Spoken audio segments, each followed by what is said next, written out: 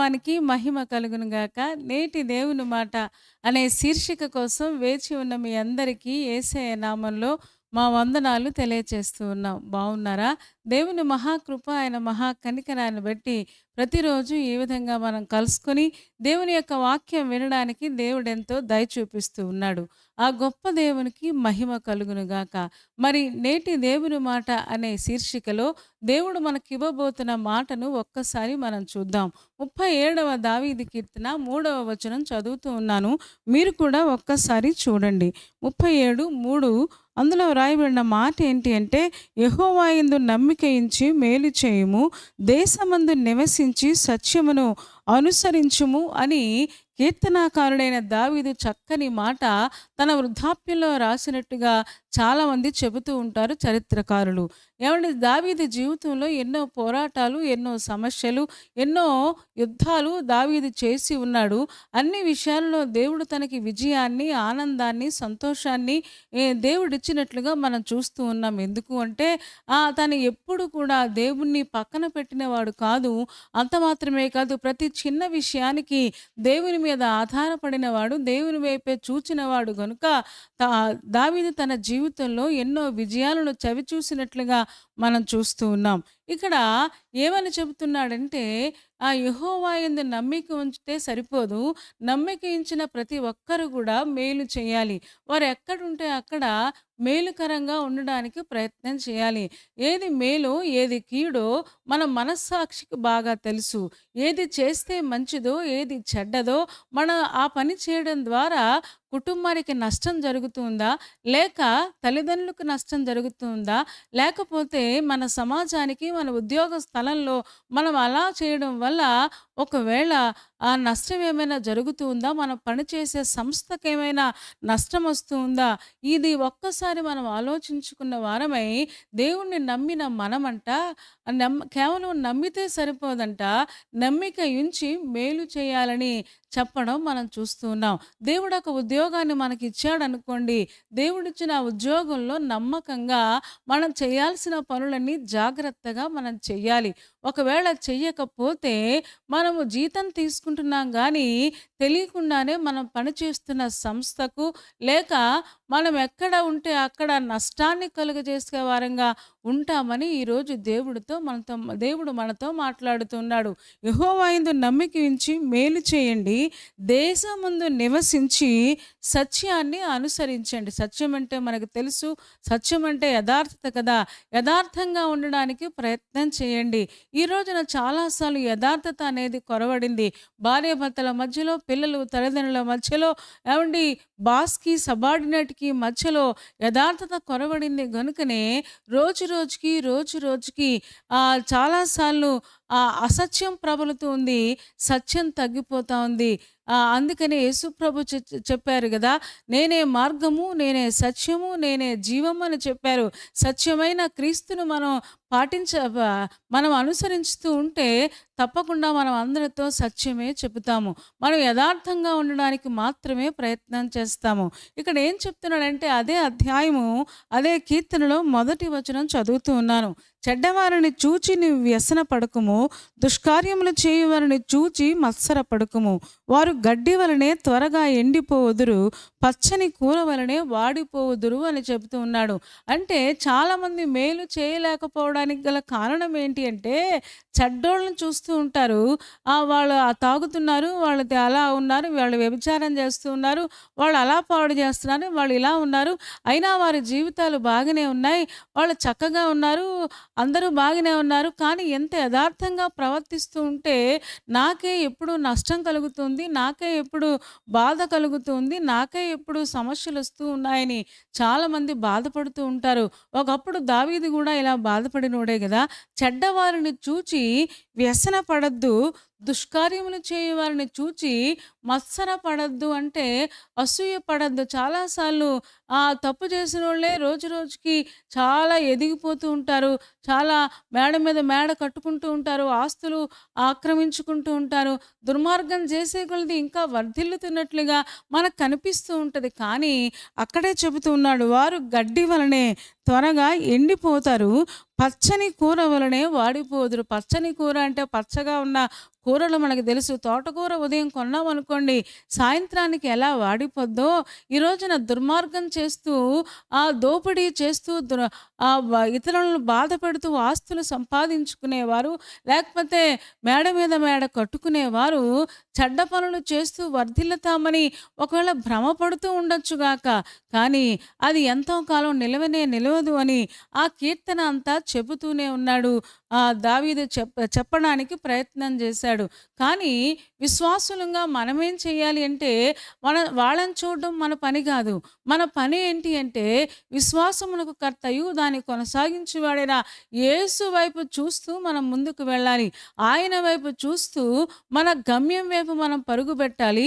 మనం ఏదైనా మేలు చేయగలిగితే ఇంకా చాలా బాగుంటది.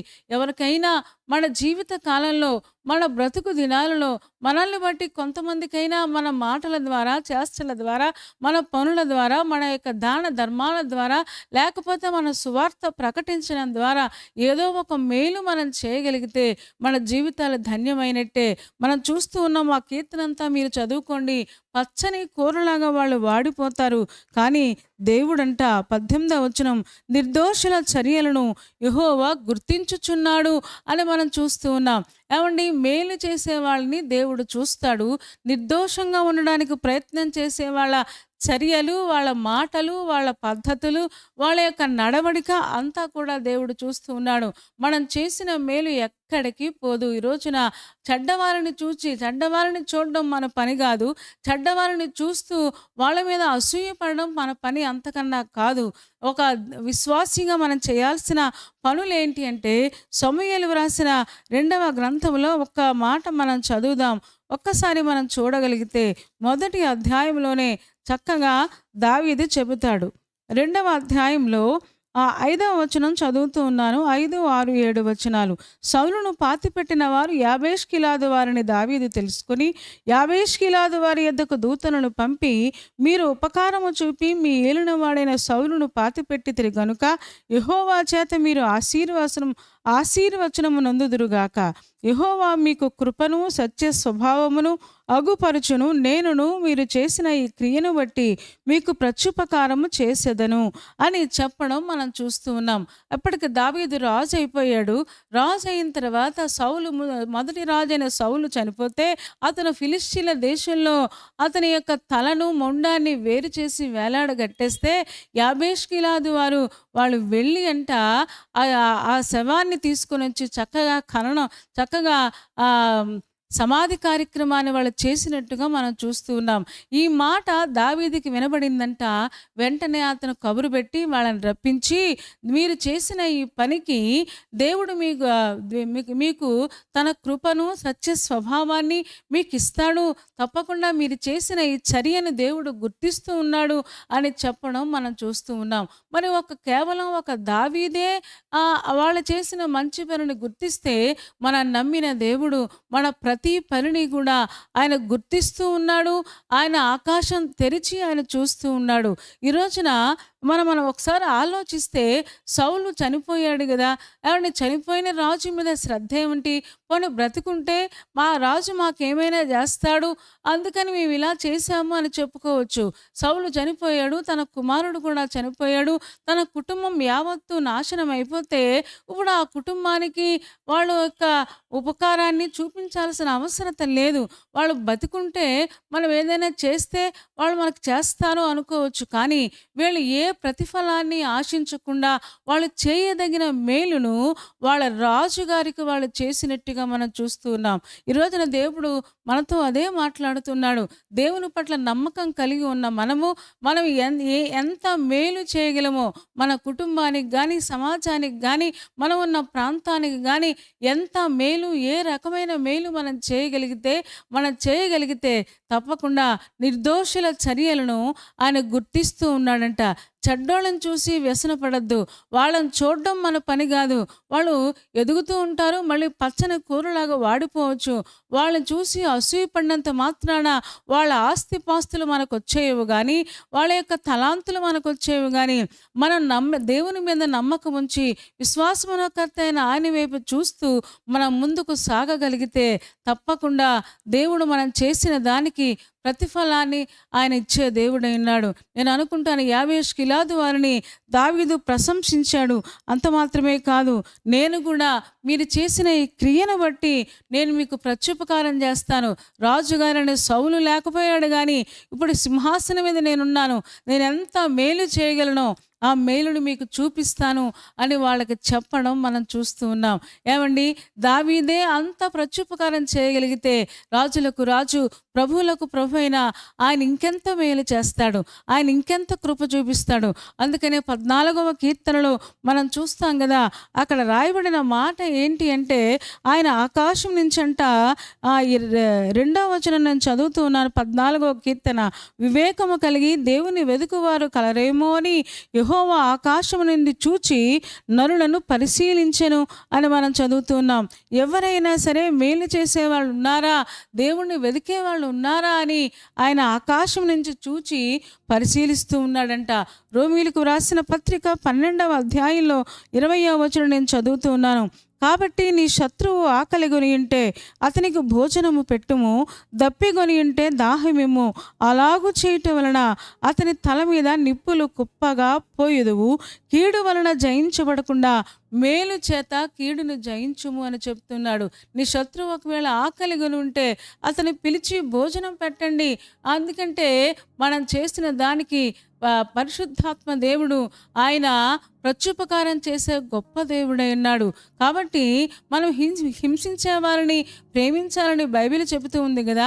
మన నాయకుడైన క్రీస్తు ఆ పనే చేశాడు. కాబట్టి మనము కూడా శ్రమల్లో ఉన్నా, కష్టాలలో ఉన్నా, మనల్ని ఎంతమంది ఇబ్బంది పెట్టినా, మనల్ని ఇబ్బంది పెట్టిన వారు పైకి వెళుతూ ఉన్నా, ఒకవేళ మనకంటే వాళ్ళు వృద్ధిలోకి వస్తూ ఉన్నా సరే, వాళ్ళని చూసి మత్సర పడకుండా, వాళ్ళని చూసి అసూయ పడకుండా, మనకి చేతనైన మేలు అందరికీ మనం చేయగలిగితే తప్పకుండా మన జీవితంలో కూడా మనం రాణించగలం. ఎందుకంటే మన ప్రతి చర్యను ఆయన గుర్తిస్తూ ఉన్నాడు. మనందరికీ తెలుసు, యోసేపు గురించి మనం మాటికి చెప్పుకుంటాము కానీ, ఎందుకంటే తన చెరసాలలో ఉన్నాడు. ఏమండి, తనకి అన్యాయస్తుల అందరూ ఎక్కడుంటారో తను న్యాయం చేసినా, తన చక్కగా ఉన్న పోతీఫెరు భార్య అక్కడికి పంపించినట్లుగా మనం చూస్తూ ఉన్నాం. అక్కడికి వెళ్ళిపోయాడు. ఆ చెరసాలలో కూడా చక్కగా అతనికి మనసు విరక్తి లేదు. నేను అనుకుంటాను, మనసంతా విరక్తి వచ్చేయాలి. ఏంటి, నేను ఎంత కష్టపడినా నాకు ఎప్పుడు చూసినా అన్యాయమే ఎదురొస్తుందని చుట్టూ ఉన్న వాళ్ళని చూసి అసూయపడలా, చుట్టూ ఉన్న వాళ్ళని చూసి బాధపడలా.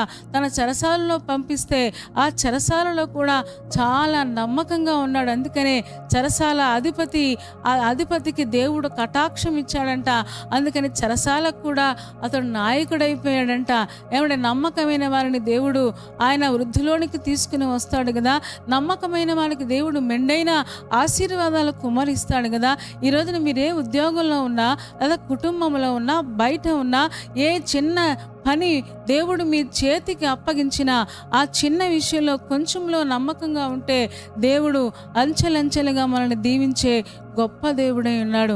ఏమండి, నాకు ఇలా జరుగుతుంది, ఎంత మంచిగా ఉన్నా నాకు ఇలాగే జరుగుతుందని మనసులో విరక్తి కానీ, బెంగ కానీ, భయం కానీ, ఆందోళన కానీ, దుర్మార్గులే వర్ధిల్లుతూ ఉన్నారు, నేను కూడా అలాగా చేస్తానని అలాగా వెళ్ళిపోవడం కానీ యోసేపు చేయలేదు. కానీ తను ఎప్పుడు ఎక్కడ ఎలా ఉండాలో చక్కగా భక్తిని వదిలిపెట్టలేదు. ఆయన దేవుడిని ఆశ్రయించడం వదిలిపెట్టలేదు. చక్కగా తన భక్తిని కాపాడుకుంటూ తను ఎంత మేలు చేయగలిగాడో అందరికీ మేలు చేశాడు, అందరికీ దయ చూపించాడు. ఒకానొక రోజున దేవుడు అతనికి దయ చూపించి నేరుగా సింహాసనం మీదకి తీసుకెళ్ళినట్లుగా మనం చూస్తూ ఉన్నాం.